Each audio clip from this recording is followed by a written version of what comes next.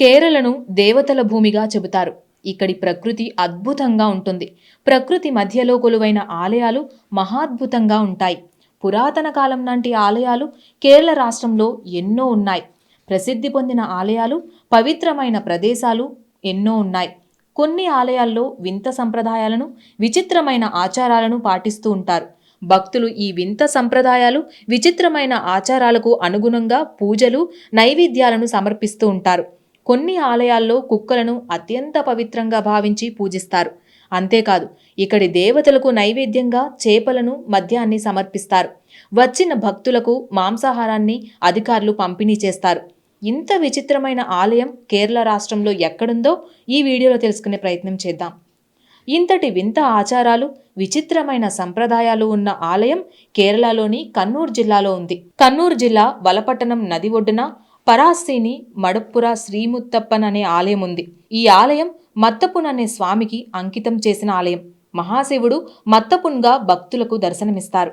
మహాశివుని మరో అవతారంగా శ్రీ మత్తపున్ను చెబుతారు.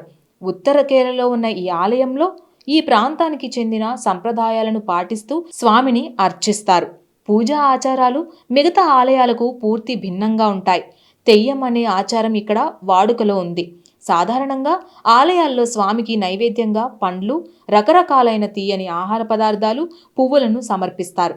కానీ ఈ మత్తపున ఆలయంలో స్వామివారికి వీటికి బదులుగా కాల్చిన చేపలు, మాంసం, మద్యాన్ని సమర్పిస్తారు.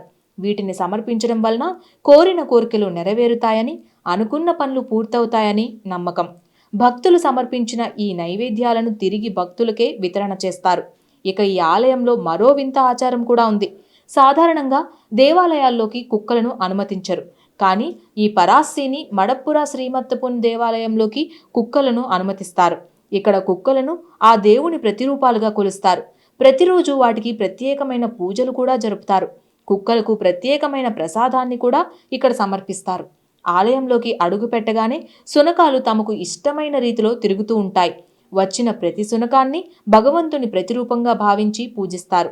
వాటికి ప్రసాదాన్ని కూడా సమర్పిస్తారు.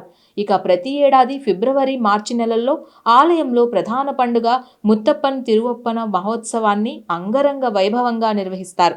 ఈ పండుగ సమయంలో కేరళ సంప్రదాయ నృత్యం తెయ్యం ప్రదర్శిస్తారు.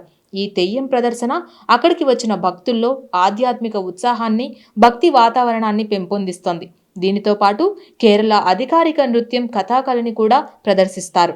ఆలయ సాంస్కృతిక గొప్పదనాన్ని చాటి చెప్పే విధంగా ఈ సాంస్కృతిక కార్యక్రమాలుంటాయి. Please subscribe to the channel and download the Politicos app from the links in the description.